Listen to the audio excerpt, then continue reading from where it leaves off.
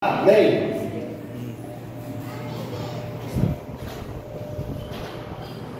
Glória a Deus. Eu saúdo os irmãos com a paz do Senhor.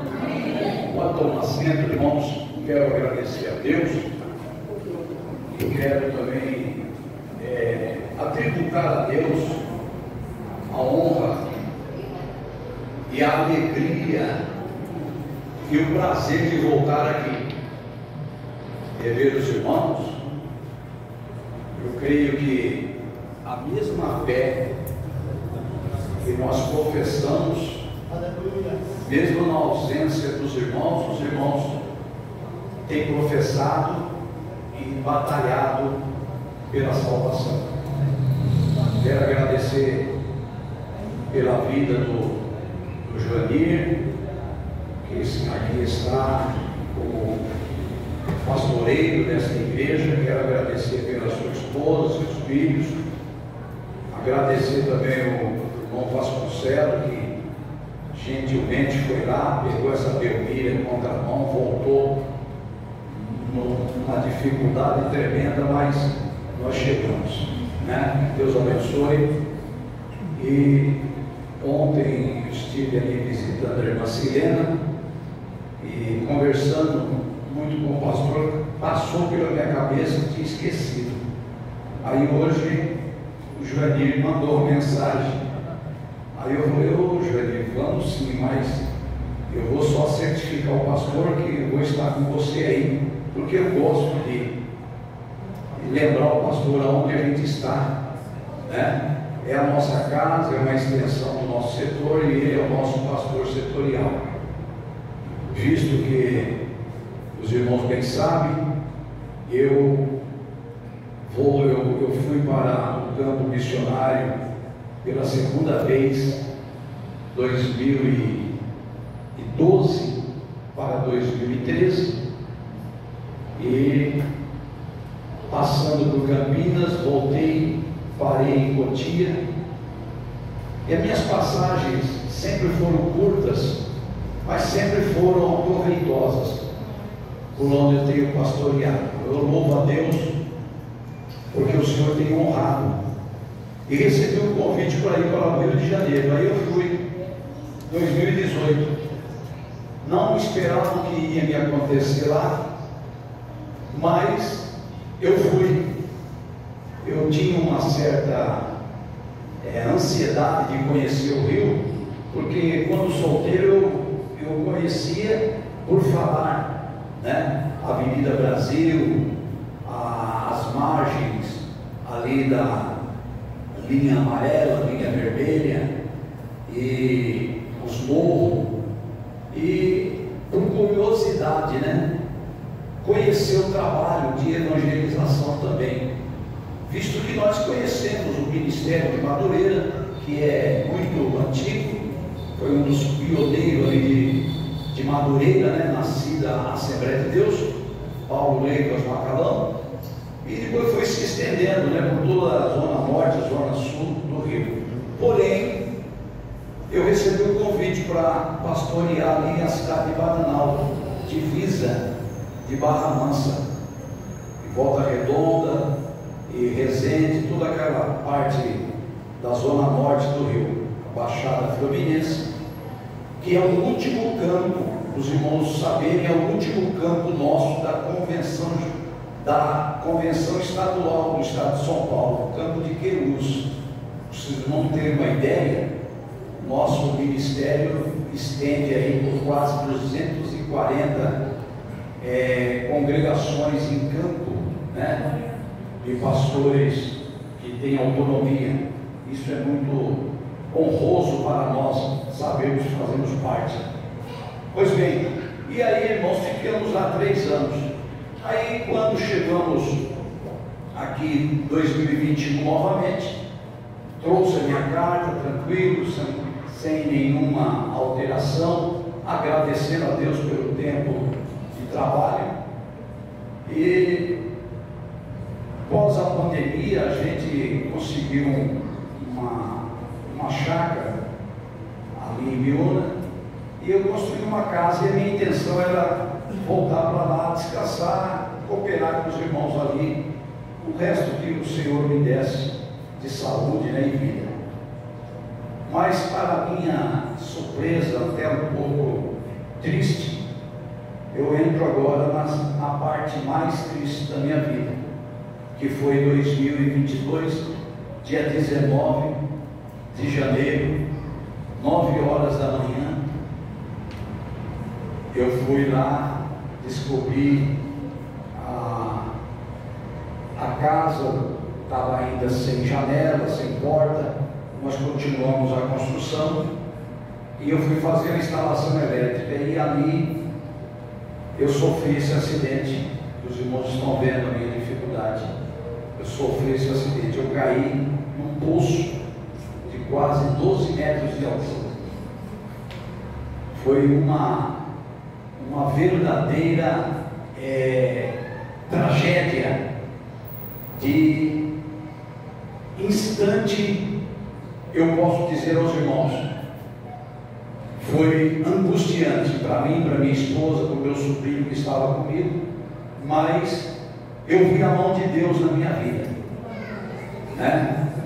Caindo naquele poço, de costa, de pé, enterrei os 2 pés meus, como os irmãos estão vendo, os 2 calcânios, e sentei com o cloque e a coluna lombar, né, a bacia, e senti, mas eu pus a mão para o céu e disse assim: Senhor, perdoa os meus pecados e cuida da minha família.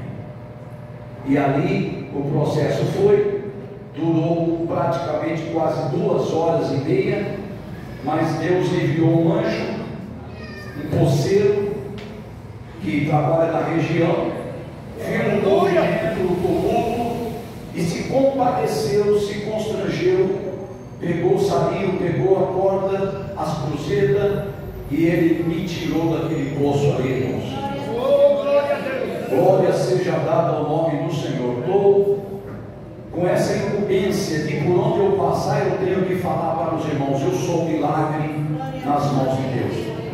Com 65 anos de idade, estava com 64 e já vai fazer 2 anos e eu estou me recuperando. Fiquei quase 7 meses numa cama hospitalar em casa. Minha esposa fazia tudo, meus filhos, com ambulância, com correria para o hospital toda semana. Mas hoje, irmãos, eu estou com essa bengalinha. Já falei que logo eu vou fazer assim, ó. O Vasconcelos me deu a ideia dentro do carro. Logo eu vou fazer assim, ó. Igual aquele paralítico que pegou a cama e Jesus falou assim: vai para a sua casa, né? E ele foi andando e glorificando o nome do Senhor. Mas aí, irmãos, veja bem, tudo tem um processo. Então nessa noite é noite de milagres. O trabalho com o Joanilha aqui hoje é um trabalho de reconhecimento do que Deus fez à igreja da Ásia depois dos primeiros séculos, que aquela cidade se difundiu, né, para o cristianismo. Mas eu, estudando aqui essa primeira carta aos Efésios, eu pude entender que é um retrato de hoje para nós e a igreja do Senhor Jesus que está na face da terra. Então, dê glórias a Deus, honra ao nome do Senhor, porque Ele é bom e a sua misericórdia dura para sempre. Amém? Vamos aqui para a palavra, para que nós possamos falar um pouquinho sobre essa igreja. Eu falei para Jesus nessa manhã, né? É uma cartas que foram escritas e distribuídas aos anjos da igreja, mas o objetivo aí dentro dessa revelação que João teve, é mostrar que nós temos um Senhor e Salvador, Jesus Cristo, na nossa vida. Para nós hoje, é muito importante, irmãos, entender isso. A Bíblia vai nos dizer aqui no capítulo 2 de Apocalipse, e o verso 1, os irmãos podem acompanhar, a carta dirige da seguinte forma: escreve ao anjo da igreja que está em Éfeso, isto diz aquele que tem na sua destra as 7 estrelas e que anda no meio dos 7 castiçais de ouro. Eu sei as tuas obras e o teu trabalho, a tua paciência, e que não podes sofrer os maus, e puseste em prova os que dizem ser apóstolos e o não são, e tu os achaste mentirosos, e sofrestes e tens paciência, e trabalhaste pelo meu nome e não te cansaste. Tenho, porém, contra ti que deixaste a tua primeira caridade. Lembra-te, pois, de onde caíste, e arrepende-te, e pratica as primeiras obras. Quando não, brevemente a ti virei, e te tirarei do seu lugar, e o teu castiçal, e se não te arrependeres, tens, porém, isto que aborreces, as obras dos nicolaítas, as quais eu também aborreço. Quem tem ouvido, ouça o que o Espírito diz às igrejas. Ao que vencer, dar-lhe-ei a comer da árvore da vida, que está no meio do paraíso de Deus. Amém. Amados irmãos, aqui mostra para nós uma incumbência importante para entender melhor.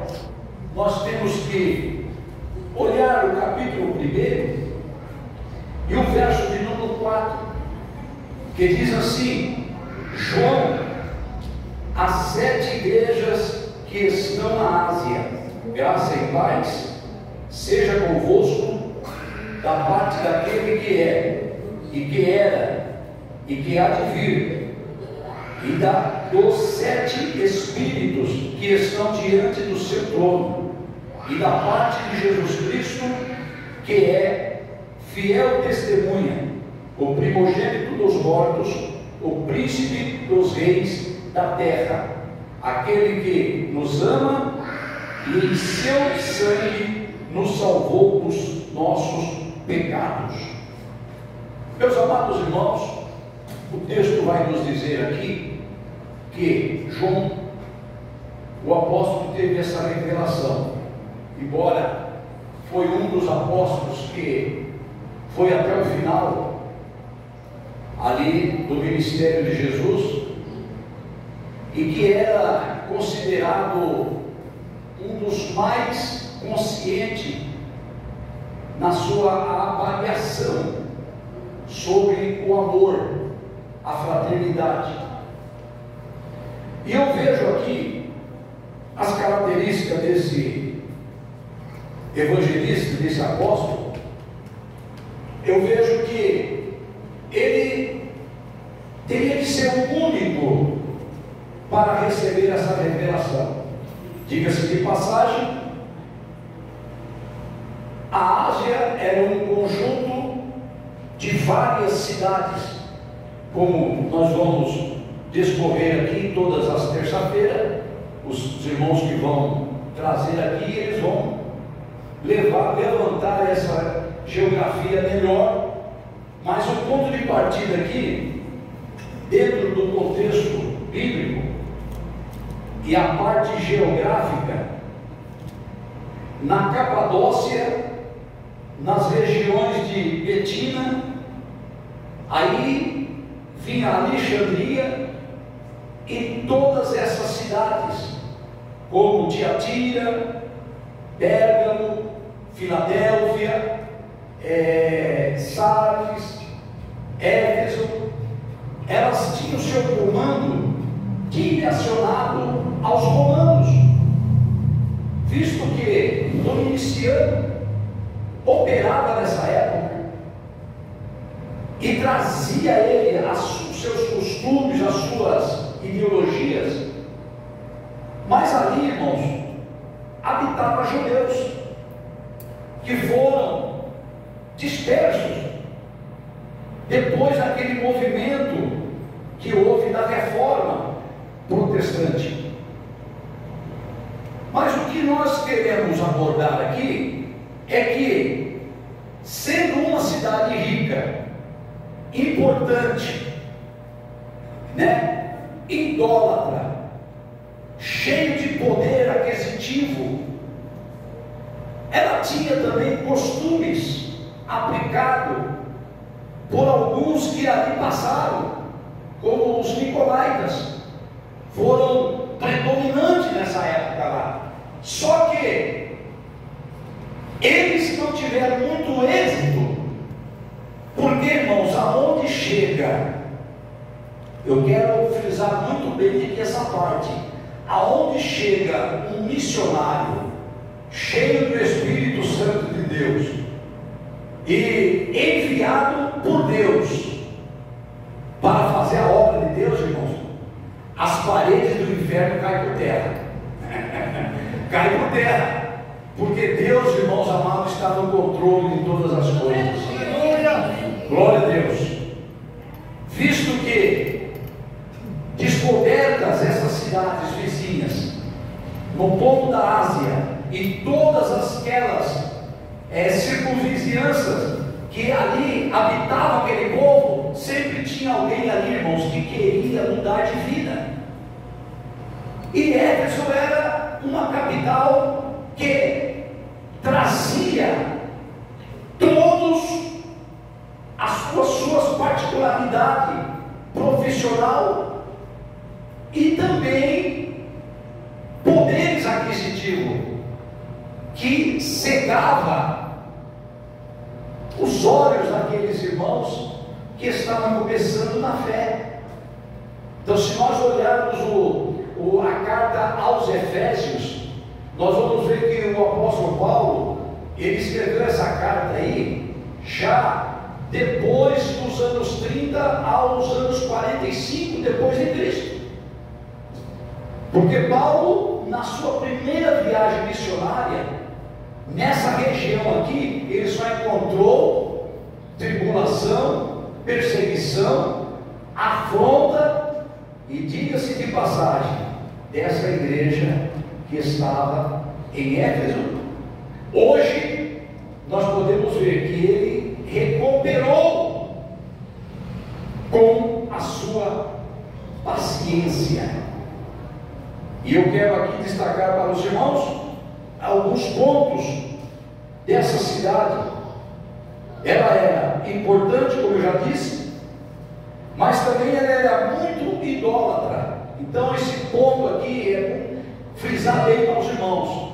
A idolatria fazia muita influência naquela época, mas, como eu disse aqui, os irmãos que eram refugiados e ali estavam habitando judeus, eles então tinham a sua tradição, eles eram até impedidos de oferecer o seu sacrifício, os seus rituais, por causa dessa atitude dos nicolaítas. Mas muitos não abriram mão da sua fé em Cristo Jesus. Ela era também uma cidade que adorava uma deusa chamada Diana, que era a que patrocinava os poderes, honrava as autoridades com a sua relação a ela, eles tinham a maior reverência por causa desse fato que eles criaram nessa cidade. Mas, irmãos, interessante também que dentro da aplicação que eu quero fazer aqui para os irmãos, é que Paulo, o apóstolo, ele trouxe naquela cidade, na sua primeira missão, uma revolução que causou um impacto. E sabe, esse impacto foi causado por causa do nome de nosso Senhor e Salvador Jesus Cristo. Essa cidade, ela não tinha nenhum fundamento básico bíblico, até porque os crentes não conheciam nem o batismo com o Espírito Santo. Mas como ali Paulo chega e estabelece a igreja, ele vai junto com Priscila e Áquila, e ali eles começam a evangelizar, começam a remodular o conhecimento daqueles cristãos. Sabe o que eles encontram lá? Apolo. O Apolo, um homem gentil, um homem dedicado às coisas de Deus, um homem que se desvaziava do seu ego moral, social, e ali ficou aos pés de Paulo e de Priscila e de Áquila. Por volta ali mais ou menos de 3 meses, a igreja de Éfeso começou a se renovar. Sinta aí, irmão, comigo. Quando chega alguém cheio do Espírito Santo, irmão, a igreja renova.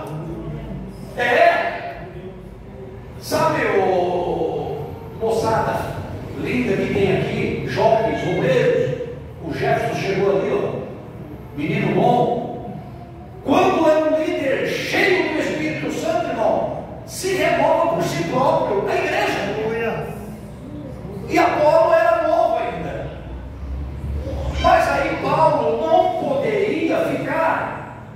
Então Paulo volta, recebe lá um chamado de Jerusalém, fala: eu tenho que voltar, porque em Jerusalém eu passei por lá, tive algumas afrontas lá, mas o Senhor me visitou.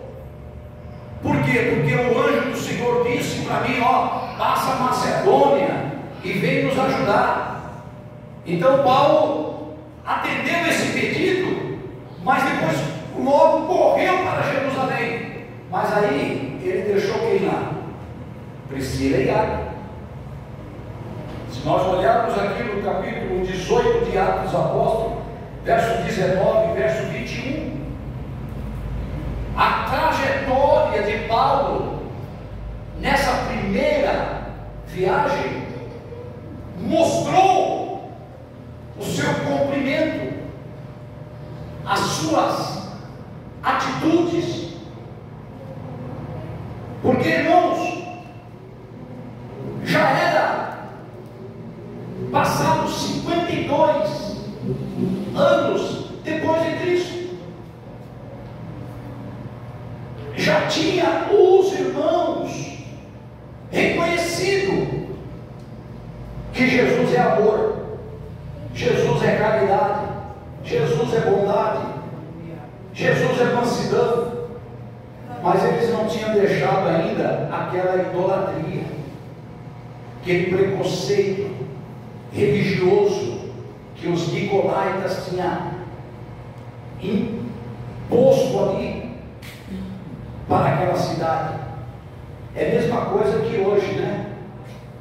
Os testemunhas que já foi, eles ficam por aí semeando essa semente, e é difícil de debater com uma pessoa dessa religião aí, dessa seita, porque eles não conhecem a essência do amor de Cristo, que transforma o homem e purifica o homem e leva o homem para um relacionamento com Deus sem barganha.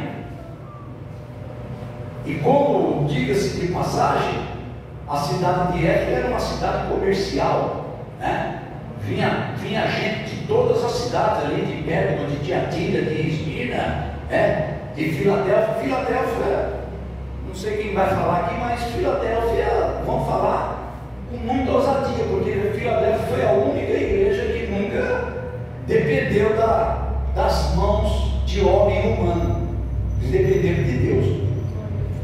Mas as outras, Tiatira, Esmirna, que eram cidades que produziam o PIB daquela época, um produto ali de material ali bélico, outros era tecelagem, outros era sistema de água, enfim, todos esses comerciantes, eles tinham alguma coisa relacionada a Éfeso. Então era uma cidade extremamente tida como uma cidade poderosa no seu sistema comercial, e ainda com o sistema religioso pagão da deusa Diana. Aí, irmãos, a coisa ficava difícil para os crentes. Mas, irmãos, aonde tem crentes batizados com o Espírito Santo é uma bênção, não é? Aleluia. Aonde tem crentes renovados com o Espírito Santo é uma bênção, não é? E a Bíblia vai nos dizer aqui que Paulo tinha esse compromisso, ele correu, mas deixou Priscila e Áquila. E aí Priscila e Áquila descobriu lá Apolo. Apolo continuou essa missão, só pregando, cheio do Espírito Santo. Atos capítulo 18, verso 24. Não vou ler, mas os irmãos podem conferir aí. Foi pregação e pregação no poder do Espírito Santo de Deus. Mas Apolo pregava, cria no Espírito Santo, mas não tinha o dom para impor as mãos e o povo ser batizado com o Espírito Santo. Então a igreja de Éfeso precisava ter essa renovação. E quando nós lemos aqui no capítulo 2, no verso 4, frisa bem isso aí para você guardar. Tenho, porém, contra ti, que deixasse a tua primeira caridade. Lembra-te, pois, de onde caíste. Aqui tem muita gente tem muitas profetadas aí que pegam esses versículos isolados aqui e desce o porrete, né, nas pessoas, né? Mas não tem nada a ver com a vida pessoal de ninguém, a vida intermediária de ninguém. Aqui está falando sobre os conceitos e parâmetro bíblico da fé. Eles caíram nas doutrinas dos nicolaítas. Eles deixaram de praticar a caridade. O que é caridade? É amor perfeito em abundância de Jesus. Quando eu e você temos o amor perfeito, eu tenho desejo de fazer caridade. Tenho desejo de olhar para alguém e dizer: olha, Jesus te ama, eu também te amo e eu quero te ajudar. Vai até o final daquela pessoa. Mas Éfeso não. Uma boa parte dos cristãos cruzaram os braços, voltaram para trás e falaram: o quê? Nós estamos vivendo aqui na melhor cidade da região da Ásia. É uma cidade satélite para o comércio de Roma.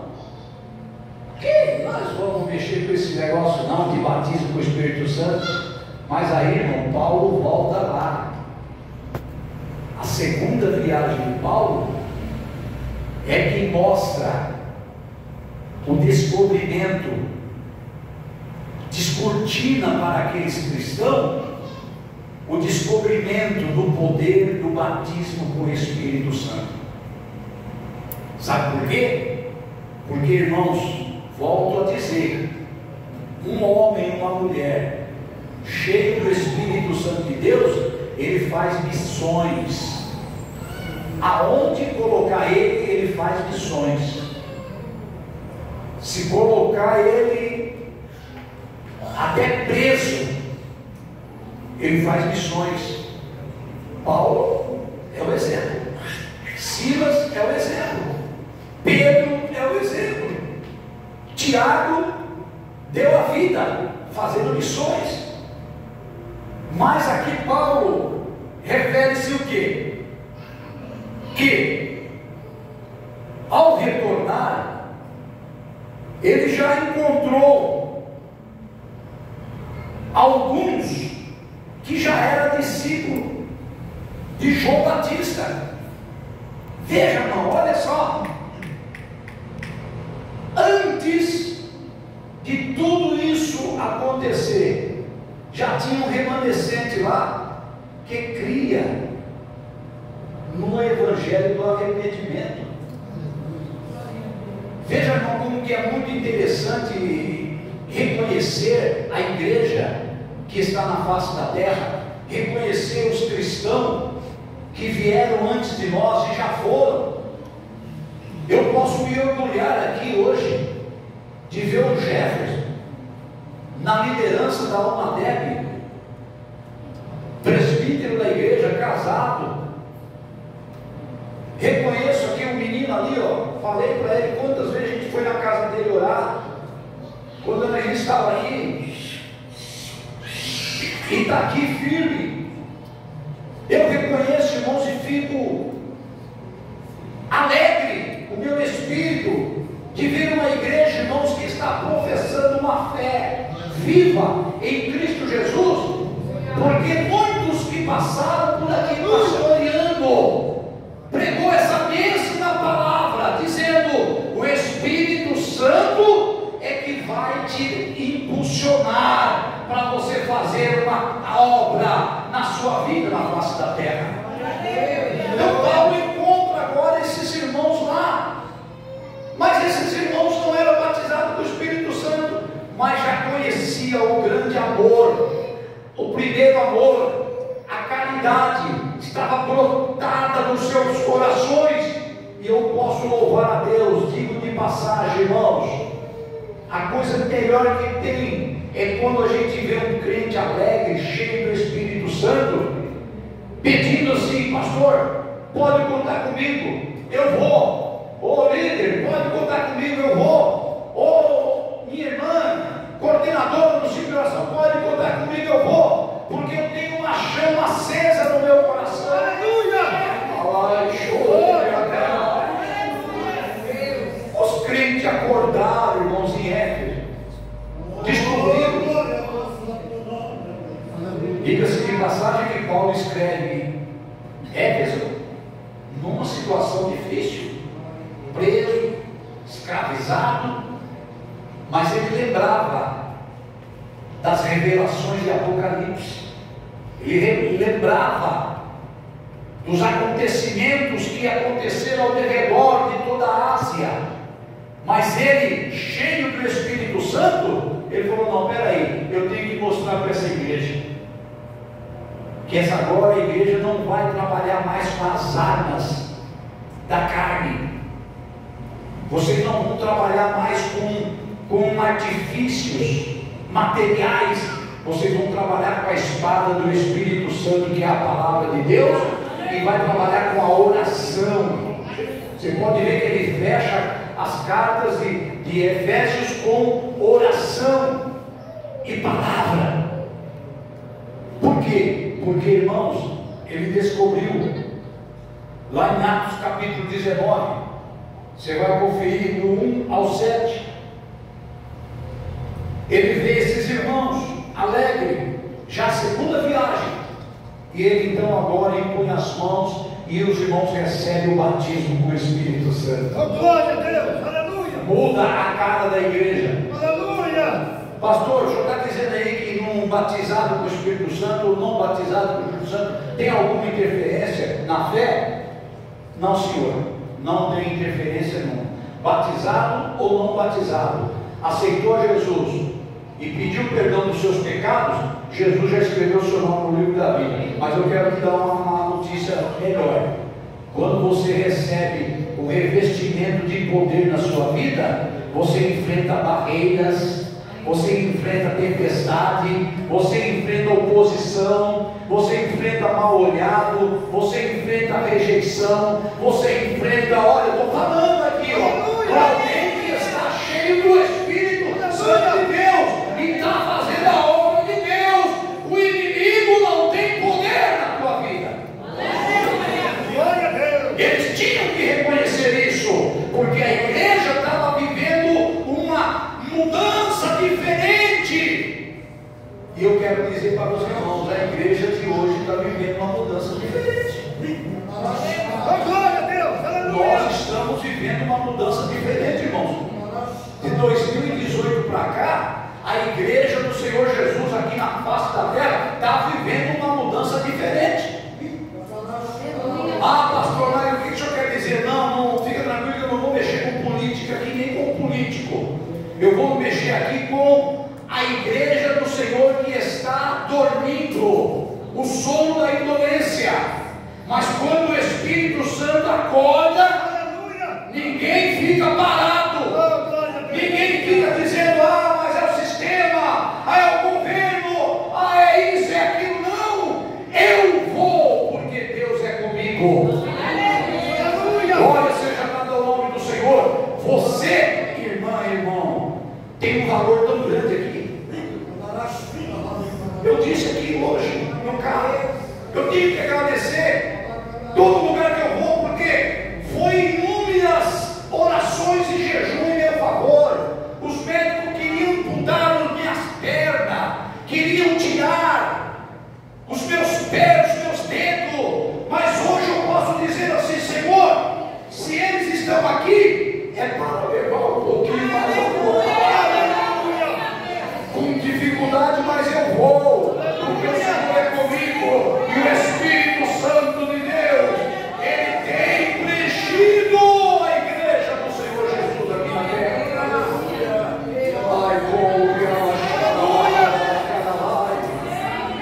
eu encerro, irmão, dizendo para os irmãos, depois, ele pregou por 3 meses, e muitos dos judeus, olha só, que estava incubado, escondido, muitos dos judeus estavam lá escondidos, medrosos.